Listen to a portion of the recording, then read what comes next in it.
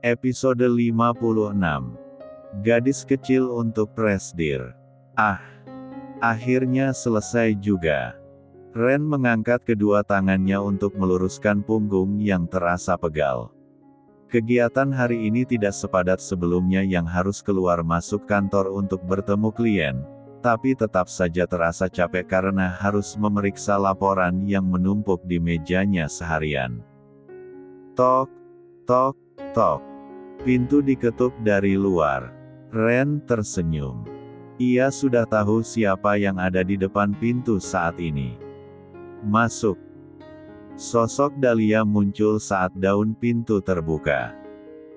Ren langsung tersenyum lebar dan berdiri untuk menyambut kekasihnya itu. Dahlia juga tersenyum dan menghambur ke pelukan Ren. Sudah beres kerjaannya? Dahlia bertanya lembut. Ren menganggukkan kepala masih dengan posisi memeluk Dahlia. Rasanya capek banget. Kerjaan numpuk terus dari kemarin. Kalau aku nggak ingat harus menyelesaikannya secepat mungkin supaya minggu besok bisa pergi melamar kamu, mungkin sudah aku tinggal tidur dari tadi. Dahlia terkekeh. Kalau gitu, mumpung udah selesai, kita makan malam bareng yuk. Ren spontan menguraikan pelukannya dan menatap Dahlia heran. Kamu ngajak aku kencan? Ya ampun, mimpi apa aku semalam coba? Apaan sih, kita kan cuma makan malam biasa. Dahlia mencubit pipi lelaki itu. Ya udah, ayo, tapi biarkan aku cuci muka dulu ya. Masa mau kencan bareng kamu mukaku kusut? Dahlia mengangguk singkat dan dengan gerakan secepat kilat, Ren berlari menuju kamar mandi untuk merapikan penampilannya. Tak sampai 5 menit, lelaki itu sudah keluar dari kamar mandi dengan dandanan necis seperti baru masuk kerja di pagi hari. Kamu sekalian mandi apa gimana? Dahlia sendiri takjub melihat perubahan wajah kekasihnya yang terlihat lebih segar, berkali-kali lipat lebih tampan daripada sebelumnya. Aku cuma cuci muka aja kok sayang. Ren menggenggam tangan Dahlia dan menuntun wanita itu keluar ruangan. Oh ya, kita mau makan di mana? Biar aku yang booking. Tangan Ren yang bebas tampak mengutak-atik ponselnya. No, kali ini aku yang traktir. Dahlia tersenyum dan mencegah Ren mencari restoran. Really? Tapi aku nggak mau kalau harus makan di tenda lagi. Ren mengerucutkan bibir. Nggak, tenang aja. Aku udah pesen tempat di restoran kok. Yuk. Kini gantian Dahlia yang berjalan mendahului Ren. Sesampainya di restoran, Dahlia dan Ren langsung memakan hidangan yang disuguhkan pelayan sembari bercengkerama hangat. Lilin dan mawar yang dipasang di atas meja menambah kesan romantis makan malam mereka hari itu. Sayang, Dahlia berkata lirih setelah selesai makan, sekarang waktunya untuk makanan penutup.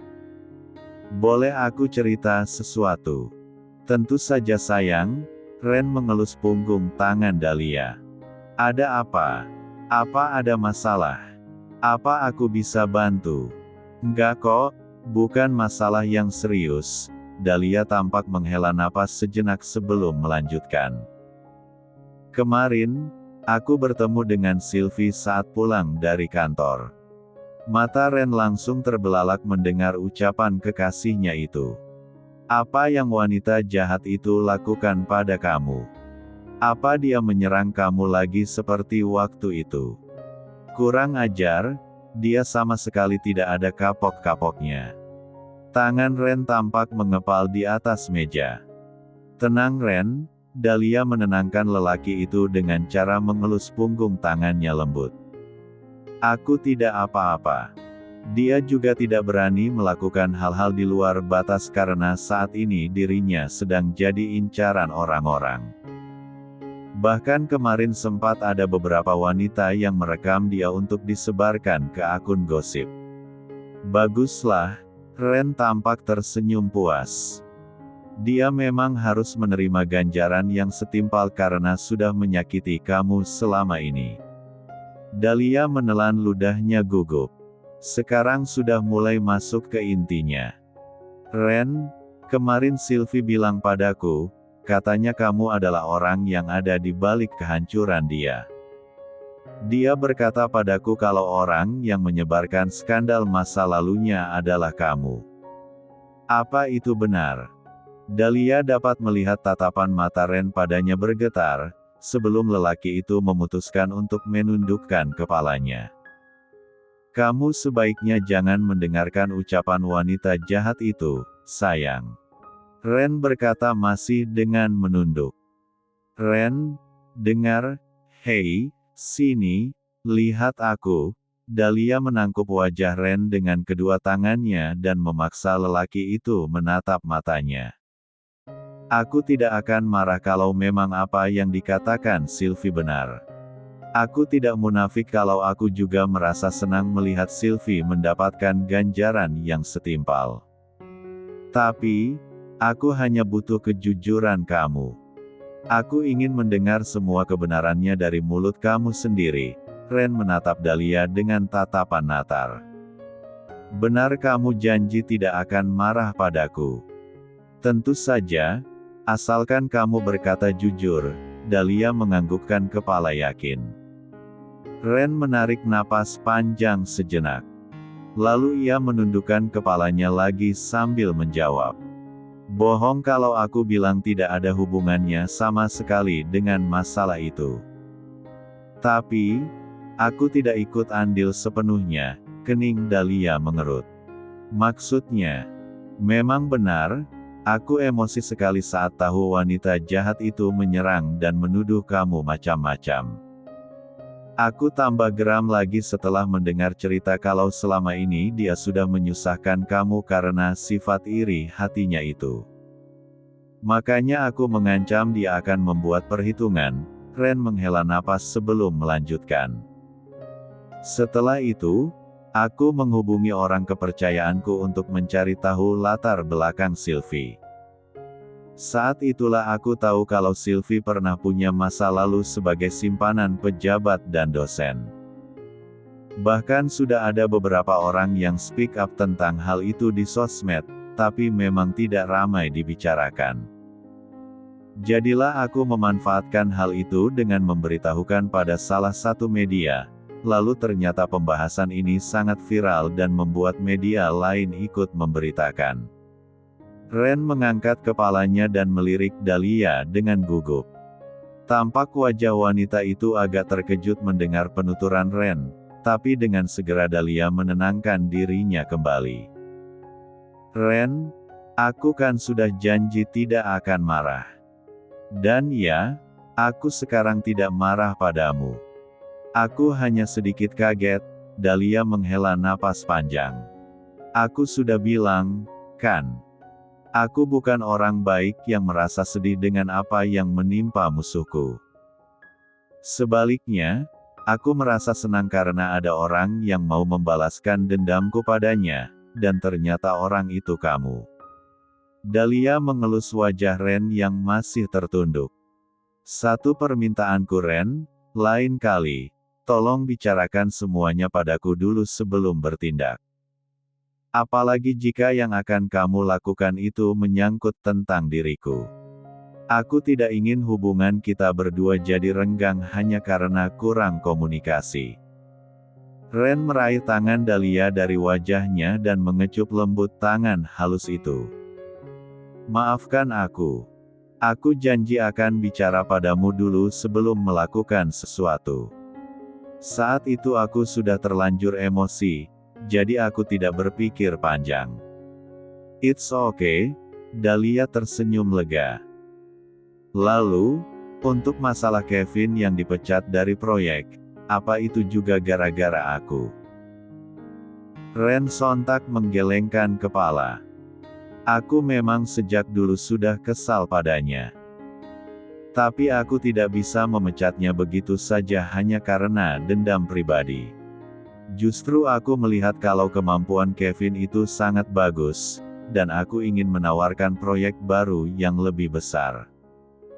Makanya aku menyuruh Pak Naufal mencari pengganti Kevin supaya dia bisa fokus pada proyek selanjutnya. Oh, Dahlia menganggukkan kepala.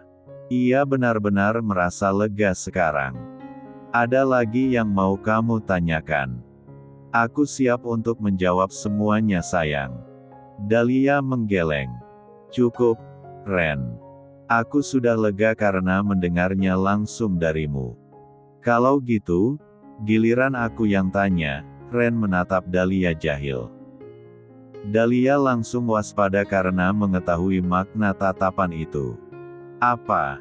Setelah kita nikah nanti, kamu ada rencana mau punya berapa anak?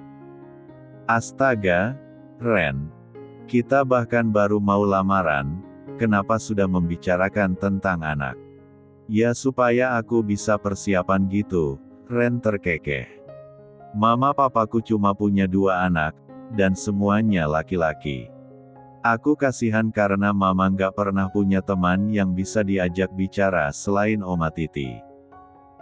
Jadi, rencananya besok kalau sudah nikah, aku mau punya anak laki-laki dan perempuan, masing-masing 5. Orang gila. Seru Dahlia kesal. Siapa juga yang mau melahirkan anak sebanyak itu? Kamu kira aku itu kucing? Tenang aja sayang, aku bakal bantuin ngurus kok. Ya kalau ngurus itu harus. Itu kan memang kewajiban kamu sebagai kepala keluarga. Tapi memangnya kamu bisa ikut ngerasain sakitnya melahirkan? Enggak, kan? Pokoknya aku enggak mau. 2 anak cukup buatku.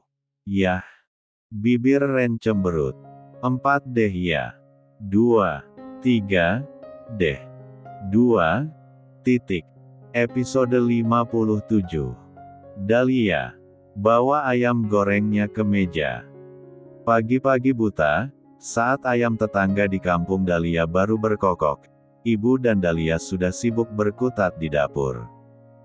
Selain mereka berdua, ada juga tetangga kanan kiri yang diminta untuk membantu. Hari ini adalah hari Minggu, dan hari ini adalah hari di mana Ren berjanji untuk datang melamar Dahlia. Makanya Dahlia meminta cuti untuk pulang kampung sejak hari Sabtu supaya bisa membantu ibu dan bapak mempersiapkan segala sesuatu. Alhamdulillah, Mbak Tri akhirnya bakalan mantu, celetuk salah seorang tetangga Dahlia. Mbak Tri adalah nama panggilan ibu Dahlia. Iya bu, alhamdulillah, ibu hanya menjawab sambil tersenyum. Sudah dicek belum mbak? Bibit bebet bobot mantunya. Bukannya apa-apa ya mbak, saya cuma takut. Ada banyak berita penipuan. Bahkan yang lebih edan, ada cewek yang nyamar jadi cowok loh. Ucap tetangganya yang lain. Dahlia dan ibu hanya mendengarkan dalam diam sambil tersenyum saja. Biasalah ibu-ibu julid, untungnya kemampuan memasak mereka sama terampilnya dengan kemampuan menggosipnya, jadi Dahlia memilih untuk maklum. Yang penting semua kerjaan beres. Menjelang siang, Dahlia dan kedua orang tuanya sudah menunggu di ruang tamu. Adik laki-lakinya, Arya memilih untuk menunggu sambil bermain game. Sementara itu Dahlia terus saja menatap luar rumah dengan harap-harap cemas. Bagaimana kalau Ren tidak jadi datang? Bagaimana? Sudah datang belum calonnya? Ibu-ibu julid yang tugasnya masak di dapur mengintip dari balik pintu. Penasaran? Belum tuh, terdengar suara ibu-ibu yang lain. Kok belum sih? Padahal udah siang loh. Jangan-jangan benar apa kataku tadi, cowoknya itu penipu. Astagfirullah. Dahlia mengucap istighfar mendengar bisik-bisik tidak mengenakan itu. Apa mereka tidak berpikir kalau ia dan keluarganya bisa mendengar? Nggak usah didengarkan Duk, cuekin aja. Ibu mencoba menguatkan dengan menggenggam tangan Dahlia. Padahal Dahlia sendiri bisa merasakan tangan ibu yang terasa basah karena keringat. Sepertinya ibu sama tegangnya seperti dirinya. Tak berselang lama, terdengar dering telepon dari ponsel Dahlia. Terlihat nama kontak Ren di sana. Dahlia buru-buru mengangkatnya. Halo. Astaga. Syukurlah ada sinyal, terdengar helaan napas Ren dari seberang sana. Iya, gimana Ren? Apa ada masalah? Suara Dahlia terdengar lega sekaligus gugup. Kamu di mana? Mobil kita bocor, sayang, dan aku nggak tahu sekarang ada di mana. Pokoknya di sekitar sini banyak pohon kelapa sawit, dan dari tadi nggak ada sinyal. Sekarang saja aku harus jalan agak jauh baru bisa dapat sinyal untuk menelpon kamu. Astaga, ya Tuhan. Tapi kalian baik-baik saja kan? Kita baik-baik saja. Cuma di sekitar sini nggak ada bengkel, dan bodohnya nggak bawa ban serep, jadi kita bingung mau gimana.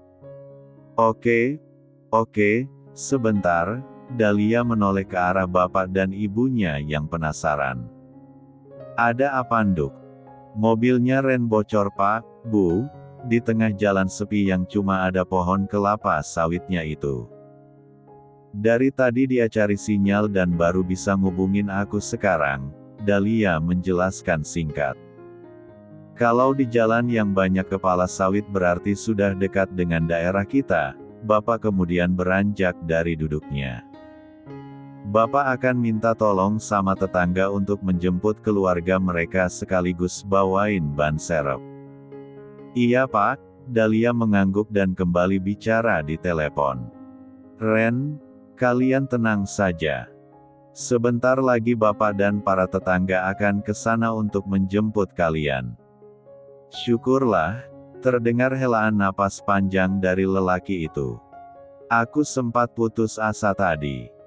Maaf, kamu pasti sudah menunggu lama ya. Enggak kok, Dahlia menggeleng sambil mengusap air matanya yang mengalir. Ada rasa haru sekaligus lega di dalam hatinya. Ia tidak bisa membayangkan jika Ren benar-benar tidak datang hari ini. Setengah jam kemudian, iring-iringan motor bapak dan para tetangga datang. Di belakang mereka ada mobil mewah milik keluarga Ren.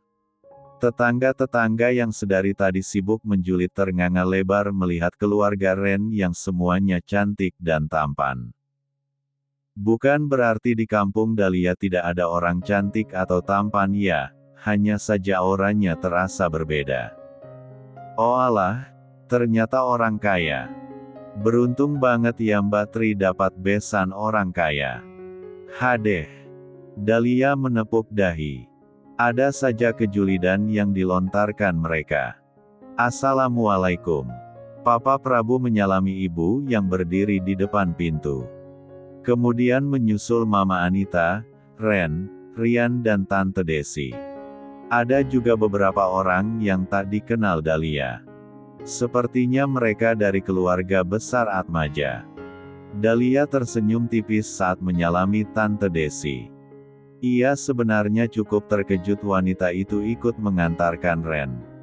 Karena ia kira Tante Desi tidak menyukainya sampai membandingkan dirinya dengan mantan Ren dulu. Silahkan masuk, maaf kalau sambutan kami kurang memuaskan, ibu mempersilahkan sambil tersenyum.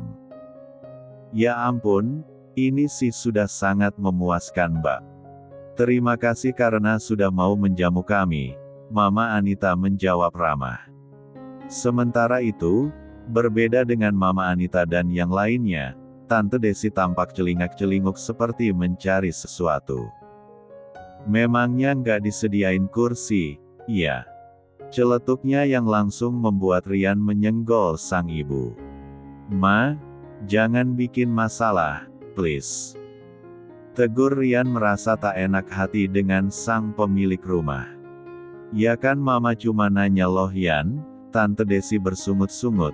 Meski begitu ia tetap duduk lesehan seperti yang lainnya. Maaf, tradisi di kampung kami memang seperti itu. Kalau ada acara di rumah, biasanya kami gelarkan karpet supaya muat banyak, ibu menjelaskan. Ya ampun, tidak apa-apa mbak. Di kampung saya juga begitu soalnya. Mama Anita mencoba mencairkan suasana, meski matanya sempat melirik tajam ke arah Tante Desi. Sementara para orang tua sibuk dengan urusan mereka masing-masing, Dahlia dan Ren hanya saling tersenyum sambil curi-curi pandang. Membayangkan kalau sebentar lagi mereka akan terikat dalam pertunangan membuat hati berdebar. Mas, Rian sampai melambaikan tangannya di depan wajah Ren. Ya ampun, Mas. Kirain kesambet apa dari tadi diem-diem aja, ternyata lagi ngelihatin calon istri toh. Iya ya Mas, calon istrinya Mas Ren memang yang paling cantik. Nggak usah dilihatin terus, nggak bakal hilang juga, goda Rian yang membuat Ren langsung memukul pundak sepupunya itu. Hush, diam kamu. Celeh Ren, masih malu-malu kucing aja kayak nggak pernah ketemu. Papa Prabu ikut menimpali yang membuat semua orang di ruangan itu tertawa terbahak-bahak. Dahlia dan Ren yang digoda seperti itu hanya bisa senyum-senyum sambil menundukkan kepala malu. Acara lamaran akhirnya dimulai. Perwakilan dari keluarga Ren menyampaikan maksud kedatangan mereka, dan dijawab oleh perwakilan keluarga Dahlia. Kemudian perwakilan keluarga Dahlia menoleh pada Dahlia yang masih menundukkan kepala. Bagaimana, Dahlia? Apakah kamu mau menerima lamaran nak Ren? Pipi Dahlia sontak memerah. Ia sudah berulang kali membayangkan momen ini, tapi ternyata saat mengalaminya langsung terasa berbeda. Sekarang ia merasa malu untuk menjawab. Pada akhirnya, yang bisa ia lakukan hanya menganggukkan kepala seperti burung pelatuk. Alhamdulillah, lamaran sudah diterima, sontak orang-orang mengucap syukur. Setelah itu masuklah ke acara yang paling sakral, yaitu pemberian cincin dari pihak laki-laki kepada pihak perempuan sebagai tanda telah terikat. Ren maju menghampiri Dahlia dan memasangkan cincin bermata berlian pada jari manis gadis itu. Setelah itu, diciumnya punggung tangan Dahlia dengan lembut. Memangnya abis kasih cincin ada acara cium tangan segala, ya? Mama Anita tampak terheran-heran. Enggak teh, itu kayaknya inisiatifnya Mas Ren sendiri, cibir Rian. Pasti Mas Ren curi-curi kesempatan aja itu. Deheman Bapak sontak membuat Dahlia segera menarik tangannya, sementara itu Ren hanya bisa nyengir dan mengangguk kepada sang calon mertua. Sampai Ren kembali ke tempat duduknya, Bapak terus melihat lelaki itu dengan tatapan tajam.